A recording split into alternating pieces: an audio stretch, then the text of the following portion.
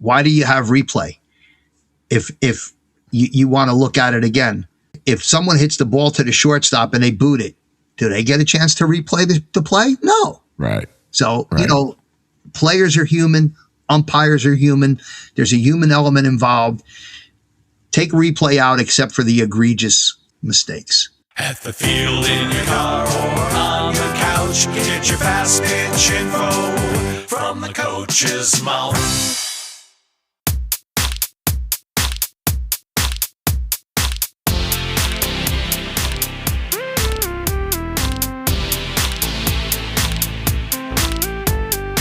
Welcome to the From the Coach's Mouth podcast with your hosts, Jay Bolden and Ken Kraus.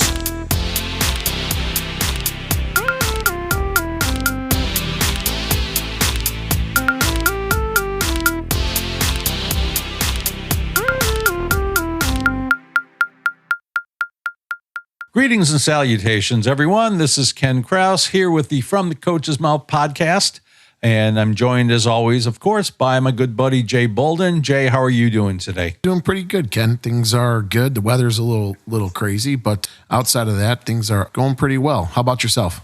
Yeah, same thing. We're in the generally same area, although we can get different weather. But yeah, there's been a lot of rain. I think we're supposed to get some thunderstorms later on. So high school softball, pretty sure, is off today. Yeah, we're supposed to play today too. It's been pushed back, so a lot of games coming up here in the next few weeks. But lessons, I want to talk a little bit about my lessons, Ken. I had a couple things this week that I want to just touch base with. It's a little crazy for me. Okay. I've had a kid come in using Pitch Logic and Rapsodo with other people, and we were just talking a lot about what her ball actually is doing.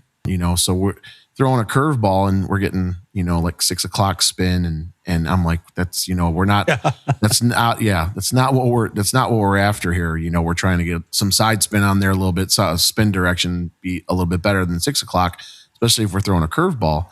The funny thing is like all this data is what I'm getting after here. And you put them up there, but there's no corrections with this kid to actually make her throw like a really legit rise ball or a really legit curveball. And it bothers me that we're going to use all these analytics and this data to use it, but we're not using it to actually help correct kids. So have you ever experienced anything like that, Ken? It's frustrating to me when someone says something to a kid like, oh man, yeah, everything that you're doing looks really, really good here. But with ball flight data and you're getting a 6 o'clock spin on a curve, which is supposed to be a curveball, which is actually, a drop ball.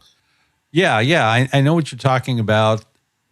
And for those who aren't aware, a curveball for a right-handed pitcher should be getting a 9 o'clock spin. If it's a lefty, should be getting around a 3 o'clock spin. I'm saying that's kind of like the perfect flat curveball. You really don't want a perfect flat curveball. You really want to have a little bit more up or down. So for a lefty, it's going to be between 2 and 4. And for a righty, it's going to be between 8 and 10. So if you're looking at that, you're going to get that. But yeah, I know what you're talking about. It amazes me how many times people will look at the wrong data. They don't know what they're doing, or they get this data, but they don't know what to do with it. So I've seen some things where kids go to an event and they come back and they got all of their spin rates, but there's no mention of what direction the ball is spinning.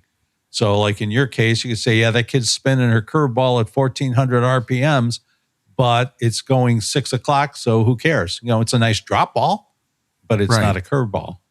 Right. And being able to still use that pitch, like we can set that up for something here if we're trying to get a real legit curveball, right? And again, I think if we're going to use analytics and we're going to use data, then let's use the data to actually help improve the player, not just look at the data and say, hey, this is what it's doing. Okay, that's great. Now what? Right? That just bothers me. So yeah, and and I'm going to throw this out there for anybody, so if you bought a Pitch Logic ball, maybe you heard us talking about it, or maybe you saw it somewhere else and you don't know what you're doing with it. Rick Pauly on his Polygirl Fastpitch site has a tremendous course on there. He went through the whole thing. He goes through what every metric on there means and how to interpret it and what you're looking for and how to make corrections. The course costs like $79. I'd say that this is kind of like having a $500 bat and then not knowing how to swing it. Take that $79, put it into that Rick Pauly course, and you're going to help yourself out a lot. Yeah, it's a tremendous course, and Rick has helped us a lot throughout the years with all of that. So, but anyway, I just wanted to get that off my chest. It's just something that bothers me that we're all about the data and the analytics now, but yet how we're using those things to help kids be better is just it's a little different to me. Yep, for sure. So enough of my rambling and babbling. So why don't you get some information for this awesome guest we have today? Hopefully people are listening and have some great takeaways. I'm excited to talk today to our guest. Me too. And we'll revisit the data thing in more depth in another podcast. All right. So today we take a turn to the dark side, as our guest is a USA Softball Hall of Fame umpire whose career ensuring that fast pitch softball play was both fair and safe spanned nearly 40 years. The Elizabeth, New Jersey native began his umpiring career in 1979 and quickly made a name for himself. He went on to call games at the highest levels of the Amateur Softball Association, now USA Softball, as well as the NCAA, including the SEC, the International Softball Federation, and the Women's Professional League. During that time, our guest umpired 7 national championships, including the Women's Major Fast Pitch Championship game in 1994, 1996, and 2000. He also distinguished himself in international play, wearing the blue in several ISF tournaments, including the 2001 Junior Girls World Cup and the 2005 Junior Men's World Cup, as well as various Olympic-level events, such as the 2000 USA Softball Pre-Olympic Tour and the 2004 Olympic Games qualifier. Yet, despite the rarefied heights in which he personally moved, he was never too busy to help new umpires learn the ropes, as shown by his work in leading the cadet umpiring classes every February and March in Elizabeth. His outstanding performance in those tournaments and his overall service to the sport brought our guest many accolades throughout his long career. As a USA Softball umpire, he earned a spot in the medals program at the gold level, while also being a member of the National Indicator fraternity. He attained elite status in the USA Softball umpire program as well, was named the USA Softball Mid-Atlantic Region Umpire of the Year in 1999, and received the Umpire Award for Excellence in Region 2 in 2001. His work on and off the field led to his being inducted into the Union County Softball Hall of Fame in 2009 and into the USA Softball of New Jersey Hall of Fame in 2011. In 2023, he received the ultimate honor by becoming a member of the USA Softball National Hall of Fame in Oklahoma City. Although he is retired from active umpiring, he continues to serve the sport of fast pitch softball by serving as the director of the USA Softball of New Jersey Hall of Fame. Ladies and gentlemen, let's trade the usual boos for applause and give a warm From the Coach's Mouth podcast welcome to Joe Massaro. Welcome, Joe. Hi, Joe. Thank you. And Glad to be here. Great. And thanks to Linda Lench for connecting us. Previous guest of ours. We always love Linda. As Jay says, Linda the legend. Yeah, she is. All right. So how are we doing today, Joe? You doing well? Doing good. Good. Very well. Thank you. All right. Well, I guess we'll get started right into it. How did you first become involved with fast pitch softball? I started umpiring when I was 19. I first started with baseball and then eventually high school softball and USA softball.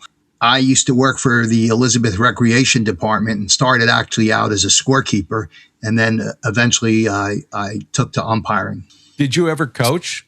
A little bit. I coached my daughter's team when she was playing for a few years, not many. So what was the decision, Joe, for you? Like, you know what, I'm going to go the umpire route. Most of us go with the coaching route. What was the decision for you that's like, you know what, I'm going to give that a try?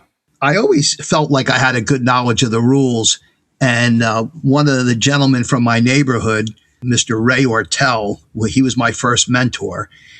He was an umpire and also worked in the recreation department. And I asked him, hey, how do I get involved in umpiring? And he connected me with the various different people in the high school level and the USA softball. So that's how I got started with that. And then do you prefer to be behind the plate or on the bases? Oh, absolutely behind the plate. What draws you to that? You're in on every pitch. You know, if you're on the bases, the ball's got to be hit. Joe, I want to ask you a question here, just a little bit off. So What do you think of the strike zone nowadays that you're watching kind of on TV with softball? Just to me, it seems really, really tight. Is that on purpose? Have there been changes along the years where people have said, "Hey, we need to shrink that down so we get more offensive stuff going on"? What are your thoughts on that? I think the more offense came when they brought the mound back 3 feet from 40 to 43. I think the strike zone needs to be called properly, and it needs to be called consistently. Unfortunately, that's never going to happen. I mean, as much as we all try. And as you can see now in the major leagues in baseball, I mean, they're calling pitches that are getting challenged and overturned, and they're being challenged by minuscules of an inch. And sometimes they're right and sometimes they're wrong. But really, is there a reason that it seems like the strike zone is shrinking? It seemed like, if you look in the rules, top of the knees to the sternum and the width of the plate. And yet, right. Every weekend we get kids, Jay and I both do, kids coming back, and then, everybody's complaining that, they couldn't get anything called on the corners. Everything had to be down the middle. Everything was, if it wasn't belt high, it was being called a ball. I don't see why anybody would do that. But why do you think that might be happening? Well, my theory's always been it's got to be over the plate and it's got to touch some part of the plate. And when you're looking from the sides, you could clearly see if a pitch is too high or too low. Mm-hmm. But you can't tell if it's in off the plate or a little on the plate or a little off the plate. So my theory's always been you can widen it out a tad bit, basically the length of the ball on each side, which basically is the term known as the river. Right. But, don't call it too high or too low because everyone can see if that's too high or too low. I've seen high pitches called strikes and the coach yelled, "Bring it down to the neck at least." So, those things happen, or they couldn't hit that with a 9-iron, Yeah. So they're the obvious bad ones. But if you have a call that's on the edge of the plate, no one can really tell. I mean, now with the challenges they do, but in baseball, but we don't have that in softball, at least not yet. And the term called the river, which is basically the distance between the batter's box and home plate, that's a 6-inch gap. The ball is 3 3/4 inches, and basically it's almost impossible to throw the ball through the river without it touching either the batter's box or the plate. So the theory is if it doesn't touch the batter's box, it's in the river, it could be a strike because somehow or another it had to go over a little part of that outer edge of the plate. Well, just based on your answers so far, I can tell you I would love to have you umpiring the games for some of my kids because you're actually calling what I would consider to be the strike zone. Again, any part of the ball going through, any little edge of it. And when I work with hitters, I'm sure Jay does the same thing. When I work with hitters, I try to explain that to them too, that you can't be standing there watching a ball just because it wasn't way over the plate. Doesn't mean that it isn't a strike. And they're surprised sometimes when I hold a ball in a location and I'll ask them, was this a ball or a strike? And they say, oh, that's a ball. And I say, okay, now walk over here in front of me and take a look, and half a ball on. Right. I do that same drill with my umpires in training. I used to do the same thing. Or I would hold the ball and take it across, start in the middle of the plate and go across to the edge of the plate and say, you tell me when it's outside the plate. And they'll say, okay, stop. And then I'll say, okay, come on around. It's still at least a quarter, if not more, still on the plate. So again, same drill, hitters, umpires, it should work the same. Well, God bless you for doing that. Yeah, amen. So I want to ask you a question. How did your opportunities to umpire at the national, international championship levels come about? How did you get to do those? Well, I worked a lot of local tournaments and state tournaments that were in my area. Union County was a hotbed of fast pitch softball. I mean, they used to have several different teams and several different leagues in that area. So I had a lot of early opportunities to work that. And, I guess based on my performances, they're always evaluating. I was afforded opportunity to work some national tournaments. And then after that, I was asked to, I guess, apply for international status as well. I want to ask you another question here real quick. I met an umpire quite a few years ago. I was at a qualifier for men's fast pitch, and it was for, I think it was the year the Worlds were playing. And I was talking to him. We were standing behind field. He was just watching, And he said, he's like, to prepare me for, he basically had mentioned like, hey, if I'm trying, before I want to do or come and ump a men's league game, I try to do a college level game. Is that kind of true? Do you think like the zones get a little, maybe not different, but the game moves a little faster? So he was just trying to prepare himself. He said, I do high school and then I'll do some college, and the college helps me prepare for when I get to the summer with some of the men's stuff. So is that something that you kind of did too, or Yes. To prepare? Yes. I worked the whole fall, whole spring in the college level. And then in the summer with USA softball, I did men's major fast pitch and a few Olympic events. When you were doing those big events, the national ones or even the international ones, do you have any funny stories or any memorable things that happened that really stand out for you? Well, there was a few. One was I was working a college series, Georgia, Tennessee, and I was the plate umpire for the third game of the series. And it was shifted in the SEC, they shift the series to a Monday night instead of Friday, Saturday, Sunday. They go Saturday, Sunday, Monday. So it was doing a Monday night game, and it was nothing. No one had scored, only a few runners on the whole game. And Tennessee was the home team. It was the bottom of the eighth inning. They got a couple hits, maybe even a walk in there. I don't remember. So Georgia had changed their pitcher. And I think at the time, both teams were top 10, like 7 and 10. And Georgia pitcher who had pitched the first two games of the series came in relief. And Tennessee had runners on second and third, bottom of the eighth. I don't remember how many outs there were. And the pitcher from Georgia went to deliver the ball, and she just fell off the mound. She fell down, attempting to deliver the ball. And she actually never released the ball, which made it an illegal pitch. And the run scored 1-0 to end the game. So that was an odd experience. A couple odd things were that by the time I got to the locker room, my phone was blowing up. People, Yeah. I watched the game on replay, and I thought my reaction was slow, but that was a funny one. And then there was another incident. I was doing a National Pro Fastpitch game, and the batter was kind of crowding the batter's box, and a pitch came inside a little bit, and she basically leaned her knee into the pitch. And I pointed and I said to her, right there, that's a ball. And she said, I got hit. And I said, you did, but you're not getting first base because you moved into it. And a friend of mine, a couple of people I knew the game was going to be on, and one of them was actually taping it. And the funny part was the game was being broadcast, and Michelle Smith, who's also from New Jersey, right, was broadcasting the game. So when I got the tape back, Michelle Smith said, I think she leaned into it. Let's go back and let's look at that on video. And then she said, oh, that's a great call by that umpire, Joe Massaro from New Jersey, because Michelle's from New Jersey. And she says, oh, I've been to games where I've thrown to Joe and he's always on his game. So I kind of thought that was a funny whole full circle thing, because I've umpired Michelle a few times. So, yeah. That's awesome. Yeah, that's really nice. By the way, that illegal pitch that ended the game for Georgia, Tennessee, what made the not so top 10 highlights only because of the way it happened. Of course, the announcer on ESPN goes, how do you end a game on a balk? Because they don't know illegal pitch from balk, although basically the rules are the same. So. Right. And I'm not sure, but I think Rick Pauly might have been the pitching coach, because I swear I recall him talking about that particular play and the strangest ending to a game he'd ever seen. Mm-hmm. So might be full circle there too. Yeah.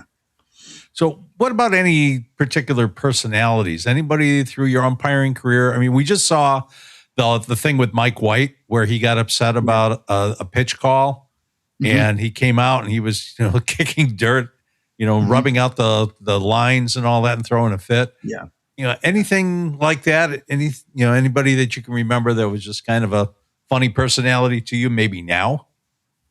Some of the members of the national umpire staff, Henry Pollard, Tony Walsh, they always tried to make it fun besides, the seriousness of it. And so, they were really good. And then there was another friend of mine who is also in the Hall of Fame. Henry and Tony are as well, but he lived in the Philadelphia area. He's deceased, Nick Cinquanto. And he'd be a guy I could talk to and ask questions because he was so close, Philly and New Jersey. And, he always had a funny thing about it, but, he was a good mentor as well because it's all about managing the game. And Nick was really good at managing the game. He tried to get me to do soccer for him, but I said, no, I didn't know anything about soccer. And he goes, yeah, but you know how to manage a game. And I said, Nick, the only thing I know about soccer is if you kick the ball in the net, it's a goal. He said, not if they're offside. And I said, see, I know nothing about soccer. I don't want to know anything about soccer. Yeah. It's like, I don't know if you ever watched Ted Lasso, but yes. Yeah, one of the early episodes where they score, but then his guy's called for being offsides. And he's yelling at the referee, how was that outside? I don't get it. How was that outside? And he goes, no, really, I mean it. I don't understand the rule. That's a great. Yeah.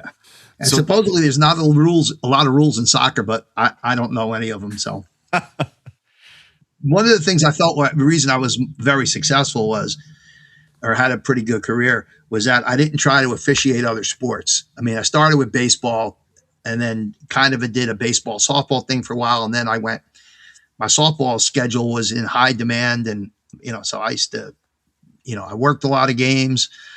In the spring, I was working in Florida like the first weekend of the season, which a lot of guys from up here don't have that opportunity.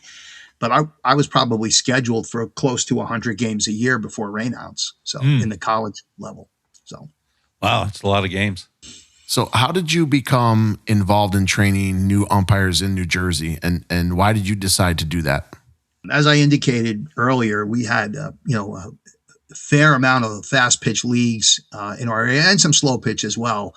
And we had a pretty good training program. The state UIC, Dick Archer, he lived in Rahway, which was in Union County. Our deputy UIC was Jim Powers, and he lived in Cranford, also in Union County. And they asked me to come one day and help out and just kind of position guys on the field while the other two gentlemen were running drills and that kind of stuff. So that's how I kind of started helping out. And I guess it just kept on snowballing. And was that something that you enjoyed doing? Oh, absolutely. It's giving back. I loved it. The drill we were talking about before, the good thing that I liked about teaching umpires was not that you were teaching people things that they didn't know. It's things that they thought they knew and just didn't realize, and that drill with the ball is a great example. Yeah. Well, and it's funny too, because as a former coach, I know that everybody thinks they know the rules until the rule book comes out. Right. I never lost a protest on a rule. Yeah.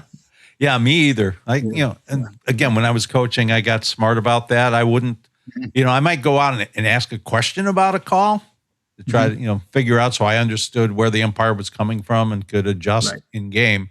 But, if it was a rules thing, that one I could win. And if you don't mind, I'm going to tell you a quick story. We were up at the Northern Nationals in Minnesota. And I had always taught my catchers that if we're doing an intentional walk, just get over behind the opposite batter's box and stand there and wait for the ball to come in. So we're not doing all the jumping around because the catcher's box is from the end of one batter's box to the other. Box to the other. Right. And of course, so we're in this tournament and I have my catcher do that and they call an illegal pitch because the catcher was out of the catcher's box. And I was the assistant coach at this point on the team, but I said to the head coach, I'll take this one. I go out there to talk to the umpires. I said, no, here's where the catcher's box is. It goes from here to here. It was clearly a baseball umpire. And he's disagreeing and said, well, can you check with your partner? Checks with his partner. Partner says the same thing. Illegal pitch. Everybody advances. And I said, all right, let's bring in the umpire in chief. And even the umpire in chief wasn't quite sure about it. And then I just kind of quietly said, I've got a rule book if you want to look at it. I didn't want to bring it out because I know that's a no-no. But they kind of discussed it. And I think they finally got a rule book and they looked at it. And they finally had And I'm just standing there because I'm waiting for it. And they finally had to admit, yep, everybody goes back. I won the protest on that one. Mhm. Mhm. But it pays, for coaches, it pays to know the rules too. Yeah. I actually had one of my 5 ejections over a rule that the coach didn't know. We had a bunted ball that rolled, had some backspin on it, and it hit a bat. It hit the bat in fair territory. Mm-hmm. So my acronym about that was, if it hits the bat, play it where it's at. And if the bat hits the ball again, out is the call. So right. the bat was clearly in fair territory, had some backspin on it, hit it. And I pointed it fair. No one picked it up. And then the coach wanted interference. He wanted a foul ball. And so we started going through. I said, the ball hit the bat. You agree with that? Yes. I said, so that's not interference. And he said, but it hit it a second time. I said, the bat did not hit the ball a second time. The ball just hit the bat laying on the ground. So now he's going, if the ball hits detached equipment. I said, that's not detached equipment. He says, are you trying to tell me that the bat is not equipment? I said, the bat is not considered detached equipment. That's like a glove, a mask, a shin guard. And so he pulled the rule book out, and I said, this is what my ruling is based on. And basically it's a live ball and we're going to play. He didn't agree. And if he would have said something to me, like right to my face, and said, Joe, you screwed that up, or, you really messed that up, whatever, I could have lived with that. Mm-hmm. But he went back to the dugout and he yelled, and you're a jerk. And so, of course, he got the pine on the bus. So. Yeah. Yeah. There's a college coach, by the way. Oh, wow. Yeah. Yep. There's definitely a way to approach it. And yeah. Mm-hmm. And a way not to. Mm-hmm. I know this is kind of a stupid question, but we talked about you being in the various halls of fame, and especially the National USA Softball Hall of Fame. How did that feel when you found out you were going to be inducted in there?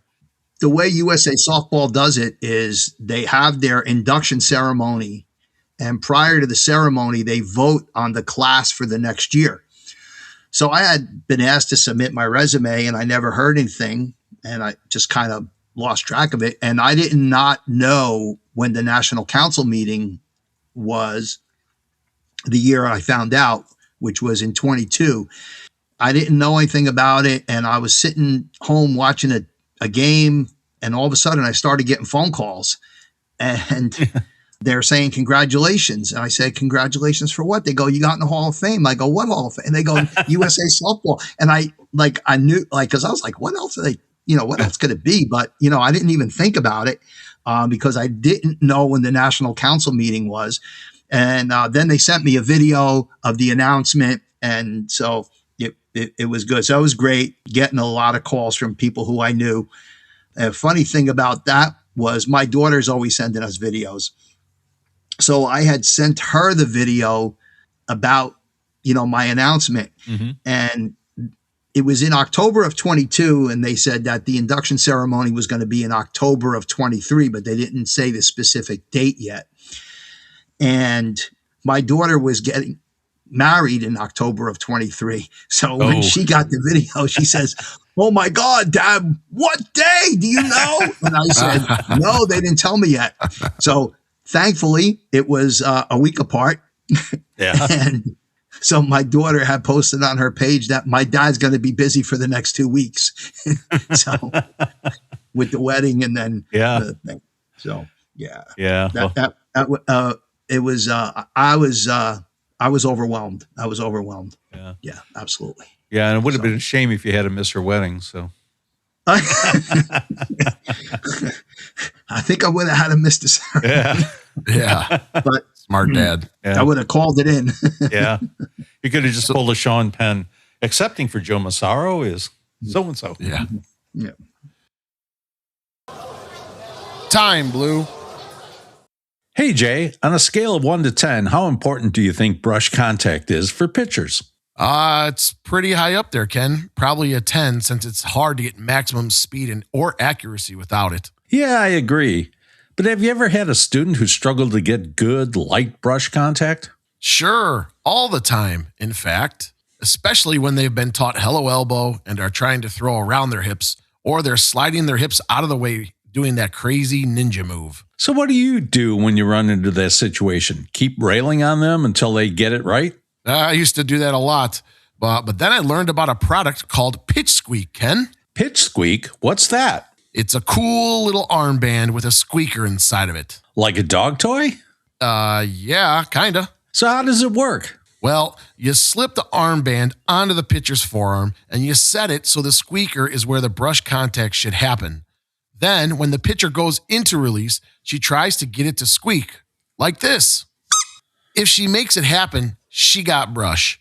If there's no sound, she knows immediately and can make a correction. Wow, cool. So she gets immediate audible as well as tactile feedback. Oh, there you go again, showing off with those big and technical words again.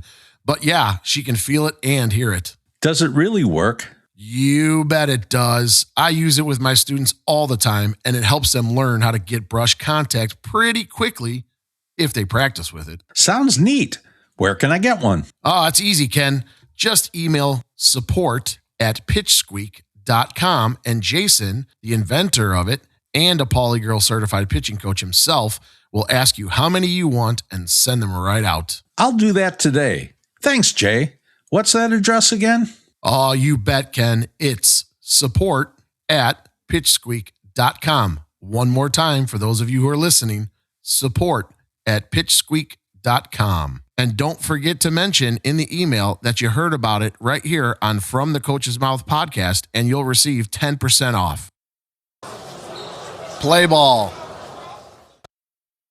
Joe, I want to switch gears a little bit. We already talked a little bit about the strike zone being smaller and all of that, but I want to talk a little bit about the catchers and the framing. Right. In your opinion, does a catcher framing a pitch make a difference in perhaps getting a few more strikes called? You know, not just for you, but from what you've observed generally. From what I observe generally, I think, the more the catchers try to frame the pitches, they try not to move their glove left, right, up, down. They just probably try to turn it one way or another. Oh, good, because that's what I teach. Yeah. And I think that garners more calls. If you have to move it that much, and chances are it's not a strike. I've never done that. One of the things that I always try to teach my umpires is to track the ball entirely through the strike zone. Now, if a ball enters the strike zone at the front of the zone and it falls through, it's not a strike. That's a good drop pitch, and you may get people a swing at it, but by definition, the ball did not pass entirely through the strike zone, assuming the hitter's natural stance. So part of the problem, I'm sure you understand this as coaches, is that umpires call pitches too quickly. Yeah. Sometimes. And so if you let the ball travel through the entire length of the strike zone, let it hit the glove, call the pitch, you're going to have a more consistent and accurate strike zone. And there is less of a need for all of that framing of stuff. And then one of the strategies, people always talk about to try to negate a good rise ball or a good drop ball is moving to the front of the box. But there's also the idea that you can move to the back of the box and try to influence the calls that way. So if the pitch is dropping, say it gets to the front of the plate and then it drops to the back of the plate. If you're setting in back, technically it could be a strike, but it's going to be awfully hard to call. Do you agree with that? Or how as an umpire do you adjust for that sort of thing? You have to just assume the batter's normal stance at home plate. I've had kids move up in the box a little bit, but not a lot. And I very rarely had anybody move back in the box. Very rarely. I see it a little bit more now. I retired in 2016 from umpiring. I didn't see it that much then. I do see it a little bit more now in the games I do get to watch. It's something, and I know a lot of kids are not comfortable. It's kind of like they have their spot. They're like Sheldon Cooper on The Big Bang Theory. That's my spot. And moving up and moving back is not something that they're very comfortable with. So that could be a problem too. Here's a question. Again, something that when I work with catchers, I teach them to go out and introduce themselves to the umpire before the game. I give them a little patter that they can do. When you were umpiring, did you like that? If it was somebody you didn't know, obviously, when you're doing some of the college or the international stuff, you probably see the same people all the time. But Yes. For a new kid, somebody out there, if you were doing a youth game or something like that, and the catcher comes out and introduces themselves and says, "Hey, I'm here. Don't worry, I got you covered here. This is going to be a great game. We appreciate you being here." Did you like having them do that, or was that kind of a waste of time for you? It never really bothered me. I liked it, the fact that the catchers would come out and say, "Hi, Blue, how are you today?" Basically, that was the extent of it for most of them, or "Good to see you again," whatever. But for the most part, they didn't do it till they came out to warm up the pitcher in the top of the first, or maybe the bottom, first time out there for each catcher. Right. So, Joe, I want to talk a little bit about some of the rule changes and stuff like that that's been going on. Do you think that the recent rule changes, such as allowing leaping or the revisions to the obstruction rules, have made it easier or more difficult to call a good game? In the beginning, it always seems to be a little bit more difficult, but as you go on, you have to kind of get used to it. It's a tough thing because some people are just not in agreement with the rules, but you know what? That's not your job. Your job is to enforce the rules.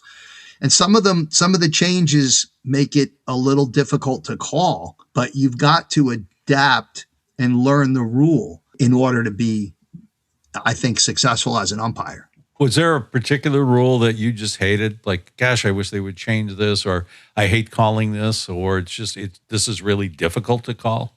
Off the top of my head, I can't think of one. I know when they came in with the rule that if a batter runner who was struck out and there was a runner on first took off for first base, you could deem it interference because they're trying to force a throw that the catcher has no need to make because the batter is automatically out.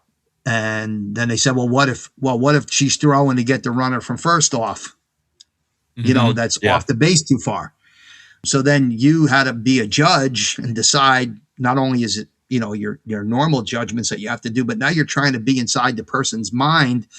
Are they trying to get the runner who's off for first? Again, it's if the base is occupied at the time of the pitch, so you have one out or no outs, 3-2, and the runner takes off. Well, guess what? That batter runner still can't run because first base was occupied at the time of the pitch, even though the runner is attempting to steal in second. You have to put in things to prevent things from going haywire. What I used to do in that situation was if I knew the runner could not run, I would say, you can't run, you're out, because a drop third strike is just strike three if the runner has the ability to go to first base. Right. So I would say, you're out, you can't run. And then if they ran, then I could easily call interference if a throw is made.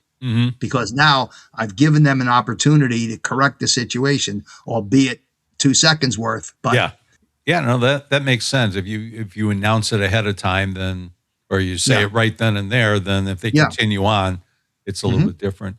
I would think that the one word in the English language that every umpire hates is the word intention. They throw it in the rules as kind of like, well, we don't know, so we'll just leave it up to the umpire. What was the person's intention? And you were kind of hinting at that. It's always tough, so you kind of have to make a decision. But sometimes their actions play out, and it's easier to make a call when they do that. The tougher one is a base running obstruction. Yeah. If anything, I think I've watched enough of games to know that they're calling obstruction on plays that there's really not obstruction. Just an opinion. Okay. So you're thinking about like the play at the plate where, or plays in the third. Yeah. Where they're there, or, even what do you think about, let's say the throw is coming in from the outfield and the throw is a little bit offline and the fielder is going to get the ball, but has to cross into the baseline to get it.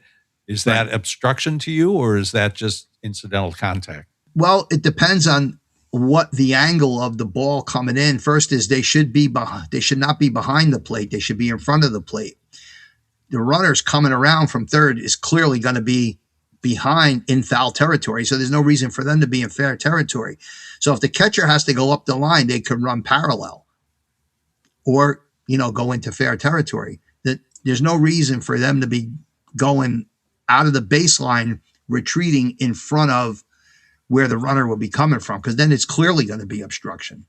So, Joe, I want to ask you a question here a little bit, and this is more about, I'm sure you've had a lot of chirpers in your day, if you will. So, does that general jawing from the dugout, the coaches coming on the field, or the sidelines ever bother you? And how did you deal with it through your career? I very rarely had any chirping. Like I said before, I only had 5 ejections. And some of them were kind of foolish by the person who got ejected. That never bothered me. And never did I really have a bad situation in my 40 years, I'm being honest. And I think that came from being prepared. Yep, that helps. And I would imagine having a good reputation out there too helps. Mm-hmm. The guy who I ejected for calling me a jerk, he called as a signer. And the guy said, "Why would you argue the rule book with Joe Massaro?" And the guy admitted he said he lost control. He shouldn't have said I was a jerk. And the guy says, "Well, not only were he said you also were wrong on the rule." What do people not understand about umpires in general? I think that a lot of times people view the umpire as an obstacle to get through, or as the enemy, or things like that. What do they not understand about the role of the umpire, or the umpires in general? That's a great question, because there are several things. One is, the first thing, umpires are human beings, just like the players. Okay, players make errors, umpires make errors. I think when the umpire makes an error, some of these coaches and / parents think that the umpire did it on purpose to screw their team or screw the player or whatever. So clearly not the case. With regards to, again, we're human and we're expected to be perfect the first time we go out in the field and get better after that. That does make it a little difficult for umpires. And I'm going to be honest with you, I hate replay. And I hate replay not because we could be corrected. I hate replay because replay is not being used for the intent that it was meant to be used for. I think replay should be used for the egregious calls, not for the whackers. I had a guy tell me once, I got 4 out of 5 right. And he said, and that one that we had to look at it like 5 times. Well, I don't have that option. I don't have slow motion replay when I'm out there. Replay didn't come into play while I was still umpiring, thankfully for me. Not that I would have thought it made a difference, but I'm just against replay. Yeah, I think too, they've been, Joe, I've seen this a lot around here where we're at here, is now they're starting to try replay on some of these travel ball games. And the funny thing is like, they're not stopping the clock or anything. Like, it's not like a college game, where they can kind of, take a little longer to finish the game here. They're 80 minutes, 90 minutes or whatever, but they're actually doing like replays on some of these travel ball tournaments now. And it just takes the whole game and just slows it down to like a crawl, and I think at the travel ball level, do you think like we need to be even using replay? Absolutely not. Absolutely not. And, even I've noticed at some of the regional matches in the World Series regionals and super regional matches, there are so many challenges. I think it's ridiculous. And the other thing is that it takes really long. I mean, if you have to look at it that long, then there's not enough convincing evidence to overturn anything. And I say this too. I've been coaching a long time. Ken has been coaching a long time. I say this all the time. Anytime that I've ever had a questionable call, and I went out and talked to the umpire, they were always willing to go talk to their partner and see what their partner saw to try to get the call right. I've never really had an umpire. I mean, I can't say that. I have had a few that have said, no, you can't ask. No, you can't, question that call. Right. But most of the times I would say, 95% of the times, most of the umpires just want to get together and get it right. So exactly, the goal is to get it right. Your goal is to be perfect the first time you step on a field and get better after that. So, yeah, absolutely. Again, I think, when you're talking about things that people don't understand about umpires is they want to get the call. They want to get it right because they're a part of the game just as much as the players are. So, correct. Yeah. And my other theory about it is, why do you have replay? If you want to look at it again, if someone hits the ball to the shortstop and they boot it, do they get a chance to replay the play? No. Right. So, players are human, umpires are human. There's a human element involved. Take replay out except for the egregious mistakes. Yeah, definitely. And I want to talk a little bit about like the state of umpiring here too for a second with you. You know, in my opinion, I think there's just a shortage of especially younger umpires. You know, a lot of the umpires that I see have been doing it for years because they love it and all that stuff. And I think a lot of it is because of we were talking about a little bit of the chirping and all of that stuff that you guys have had to go through. And we've seen, you know, some of the viral clips of some of these coaches attacking the umpires after games and stuff like that. And you know, it's becoming more and more difficult to staff the growing number of games that are needed. Are there other factors that you think that play there, you know, such as a workload or the pay or typical like style of tournament? Is there any of that that's also contributing to the lack of umpire or lack of umpires needed? Well, there's a couple things. First is in general, especially for the beginning umpires, not many are willing to put the work in and work their way to the top. Now there's more organizations. You know, previously it was USA Softball. Now there's USSSA, and then there's FAST, and there's NPF and PGF. I mean, there's a bunch of different organizations. So, you know, if you're not successful, if you're not getting what you want in one, then go join another. That's not good. Some have tried. It's not, coaches and parents in that regard. Some have tried. It's not as easy as they think. And to me, when I first started doing it, I wanted to do it, and I had a passion and a drive for it. You have to have a passion. You have to have a drive for it, because first, if you're in it for the money, forget it. Yeah.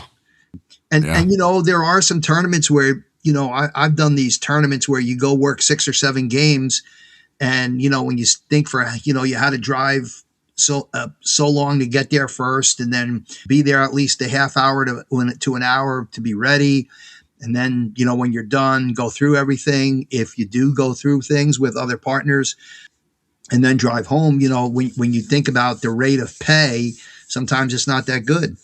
But I could tell you that and I don't know if you guys know this. I mean, when I umpired the Olympic qualifier, when I umpired the Men's World Championships in Prince Edward Island, Canada, the qualifier was in Italy. You don't get paid a dime for those games. Really? You do not. You get your travel everything is taken care of for you, but there's no actual fee for the games. So to me, it was an honor to represent the United States over in Italy for the Olympic qualifier. I was the only U.S. umpire there. You know, they had umpires from different parts of the world. Yeah. And not a bad place to take a trip to either. No, not at all. Yeah, definitely. Although we were not in we weren't in a bad area. We were just we weren't any of the tourist areas. So. But yeah, not a bad gig. Prince Edward Island, Canada, great place. Again, no pay for the games. Wow. You do not get paid for the games. Wow, that's unreal. I mean, my assumption would have been that you were getting paid extra. That's a premium pay. No. No. So one of the things when I used to recruit umpires was like first night we would go through like a psychological thing about why do you want to get into umpiring? And I said, the pay is good if you put your dues and your time in. I said, but how many of you would like to work the Olympics? And of course, a bunch of hands go up. I go, if you work the Olympics, you don't get paid a dime. Wow. And it's the truth. Yeah. You don't. And I think part of that is it's a worldwide organization. It used to be the International Softball Federation. Now it's the World Baseball Softball Confederation, the WBSC, or whatever they call it. And we even have this in the States. Like, you go do a fast pitch game in New York, you can get $75. Go down to Alabama and do a fast pitch game, you might get 40. Mm-hmm. So, economies of scale with the higher cost of living areas and that kind of thing. Well, again, what would it be worldwide? Same thing. So there's no fee for any of the umpires.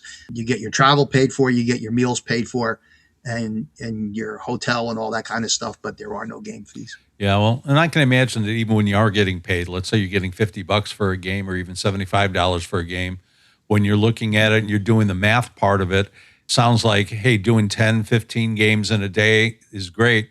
Then you're out there in 90-degree heat and 90% humidity, back to back to back. You just, maybe time to grab a water or two to bring out the field. And it's like about halfway through that schedule, you're probably rethinking your life choices. Yeah. Yeah. I mean, and again, as you move up the ladder, you start work more games. You start slow, and then you hope you get more games, and then you get a lot of games, and then you want it to slow down a little bit. So it's finding the right balance. But if you don't put your time in and you don't put your work effort into it, then you're never going to be at a level where you're going to have great opportunities. I mean, I had great opportunities because I put my time in. I worked at it. I was umpiring, I think, for 13 or 14 years before I went to my first national tournament, where there are some guys, they're working them in their first, second, or third year, because if they live in Alabama or Georgia, they host a bunch of tournaments every year, national tournaments. We don't get to host that many up in the Northeast. Well, now that we've talked about all the negatives and all of the problems and everything with being an umpire, what can be done to encourage more former players or parents of former players or others to pick up the mask and the chest protector? Well, again, you have to want to do it. You have to love it. You have to have some sort of a passion and be willing to say this would be a good hobby for me, not necessarily, quote, a second career, because no one's going to make a career out of it. Mm-hmm. So have it as a hobby and put some good effort into it, and you'll be successful. The other thing too is our society today seems to be like, if you're not at the World Series in 2 years, oh, this isn't for me. Well, it takes a long time. Mm-hmm. It takes time, and you have to have, as they say, the fire in the belly. Yeah. So is there anything when you were recruiting umpires before, was there anything that you looked for when you spotted someone and said, hey, I think that person might be a good candidate? One is having good work ethic that, you usually can see. They're not dogging it. They're not being lazy. They're willing to listen. And, sometimes they'll tell you why they did what they did. And all I ever did was show them a possible better way. And I said, if that's worked for me, try it. And if they're willing to try it, then you have someone who you can work with. Because, I've been at tournaments where guys were just awful, and it was a body count to get people for the tournament, and it's unfortunate. Yeah, but it does happen. Were there any characteristics you saw of people maybe on the sidelines or people around the game that were softball adjacent, let's say, where you said, hey, have you ever thought about umpiring? Mm-hmm. Yeah, I talked to a couple coaches about it. I said, as a matter of fact, if you want, I'll give you the indicator and I'll coach and we'll see who does a better job. There it is. Yeah. But that same one individual, I mean, even his players didn't like him. So, I mean, it happens. His dog didn't like him. And yeah, there's a lot of personalities. And at the end of the day, it's a great game. There are places for everybody in the game: coaches, umpires, scorekeepers, managers, sponsors, players, whatever. You got to find where you fit the best. And for me, it was umpiring. Clearly, it was umpiring. Awesome. So, Ken, any other questions for Joe? I know we're coming up close to an hour here with him, but you got any other questions you'd like to ask him? Yeah, this is something that I've always heard that people say. Do you subscribe to the idea that if both teams are a little mad at you, that you did a good job? Oh, no, not at all. Oh. First is, you just have to make the calls and live with it. I actually had a guy come up to me once after a game in a parking lot, and he goes, "Hey, Blue, that was a great game. I don't think you missed a pitch." And I says, "Next time out there, I got to do it again." Yeah. So obviously, every team's not going to be happy with every pitch or every call. I never subscribed to the theory that both teams should be a little mad at me. Then I would know I did my job right. Because the only thing about umpiring is you're automatically making 50% of the people unhappy 100% of the time. Yeah, very true. True statement right there. Very true. And another funny thing about that was a friend of mine that I started umpiring with got out of umpiring, and he became a mayor in the town. And I told him, heck, I only make half the people unhappy. There it is. Good job. That's great. I love that. That is great. All right. So, Joe, we have one more question we'd like to ask all our guests, Yeah, sure. just to get a feel of the person behind the personality. Do you have any hidden talents or hobbies, odd hobbies or anything like that that people might be surprised to learn about you? No, not really. I'm almost close to retirement from professional work. What do you do for a day Retired job? from umpiring. I own a small collection company, and we do drug testing, mostly on athletes, actually, Okay. for various different organizations. One of the things I like to do is go to some of the events where I get to travel to warm weather places and have opportunities. I try not to work as much on a daily basis, but sometimes I do. We're all subcontractors, kind of like umpiring. If you have a game, you work it. You don't have a game, you're not working. Mm-hmm. We have some pretty big clients as far as, the scope of work. So that's one of the things. I like to golf. Well, you know what they say, golf and sex are two things you don't have to be good at to enjoy. No, certainly not golf.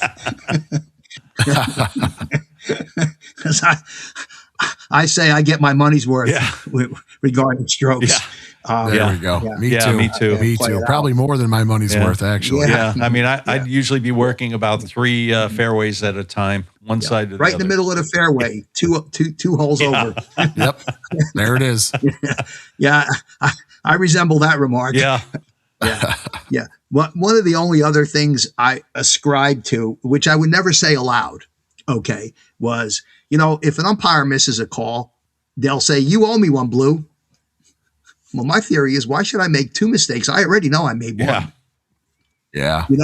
And there are people who do that, what they call makeup calls. And now you clearly have both teams mad at you. So you didn't do a good job and have both teams mad at you. So just, hey, no one's perfect. You're not getting every pitch right every night. You're not getting every call right every night. It's about mental preparation more than anything and knowing how to manage a game. And the reason I retired was my job responsibilities got a lot bigger, wider. And I didn't feel that I was mentally prepared to go out and work games, high-level games that I needed to be at the level at. And I was fine on the field, but I could tell my mental preparation just wasn't there. And I figured it was time to get out. And I called all my assigners and told them that I was retiring. At the time, I was 58. And they said, "Well, come on, you can probably go to your 60. You probably got 2 good years still in you." And I said, "I'd rather go 2 years too early than 2 years too late." Yeah, for sure. So what do you think when you're retired from your main gig? Do you think you'll ever get back into it? No. 40 years, perfect time to get out. 25 years in college, 10 years in the pro league. How many years I did on the international circuit, I don't remember. But I mean, you don't get a lot of tournaments, but you get some international events. So, I mean, I had great international events, great college events, great USA softball events, great TV experiences. Don't go back and try to do something else. And like I said, I'd rather leave 2 years too early or 2 years too late. A couple of years ago, they were going to have the Olympic team come here, and my commissioner, Mike Warner, wanted me to umpire the game. And I said, "Oh, Mike, I haven't been on the field in a couple of years." It was 2020. Of course, it got canceled because of COVID. But I said, "Mike, I donated my equipment. I haven't been on the field in 4 years." He goes, "I'll buy you new equipment." I said, "No, I walked off in 2016, and I'm happy with my decision." And I still have a lot of umpire friends, and we talk all the time, and I'm still involved that way. I still have coaches that call me and ask me rules. I think even a couple of years ago, Dee Abrahamson, when she was still the rules editor, chairman, called me for a question with regards to USA softball and NCAA softball. So I still have, a lot of contacts in that regard, and I'm happy where I'm at. All right. Umpire emeritus. Awesome. Yep. Once an umpire, always an umpire. Yep. That's great. So. Well, Joe, thank you so much. It's been about an hour. We appreciate all the time you spent with us and your answers and just learning a little bit about another aspect of the game I don't think most people really understand or can relate to. It's just the umpire is just somebody that kind of blows in and blows off on the fields. Mm-hmm. So, hearing that perspective, I think hopefully folks that are listening learned a little bit and maybe will give their umpire a little more kindness, a little more respect when they're out there. Like I said, everyone's human, and everyone has to be willing to put the work in on all sides. Kids practice before they play. Yeah. Umpires, I don't think umpires practice enough. That's, tough. You go work a game for free. Yeah. Just get the work in. Before my season used to start, because we would start the first weekend in February, for like 2 or 3 weeks, I would be at a college calling pitches for like indoor for pitchers and catchers, or, just getting they were doing some scrimmages, and I did it for free. I didn't want any money for it. And guys would offer me to, hey, you came and called pitches. You drove 45 minutes, an hour to get here. I go, listen, I need to work as much as you think, your kids probably don't need as much work as I do. You guys have been going for a while, got to jump in there. And we don't have preseason games. Right. Yeah. You got to be ready to go. Pitch one, day one. Yep. Well, thanks so much, Joe. Thank you. I appreciate it. Again, want to talk a little bit about our promo we have going on too. If you don't mind real quick, we have some t-shirts that we made. So if you can go to Spotify or Apple Podcast and give us a follow, and then also share an episode. If you can show us that you did that, we will send you out a free t-shirt. You can just message Ken or I through either the podcast on Facebook, or just personally on Facebook or any of the social medias. We'd be happy to send you a t-shirt out. We do have limited supply. So if you can give us a like on Spotify, a like on Apple Podcast, and also share out an episode, we will send you guys a free t-shirt. All right. Thanks, Jay. Well, that's it for us this week. Thanks to all of you for listening and the kind words you've been sharing with us. If you like what you're hearing, please remember to give us a like, leave a comment, and share this podcast on your social media channels. Make sure you never miss an episode by following us on your favorite podcast platform. And if you're so inclined, you can also leave us a great review on Apple Podcasts to help more people find us. On behalf of the From the Coach's Mouth podcast, have a great rest of your week and weekend.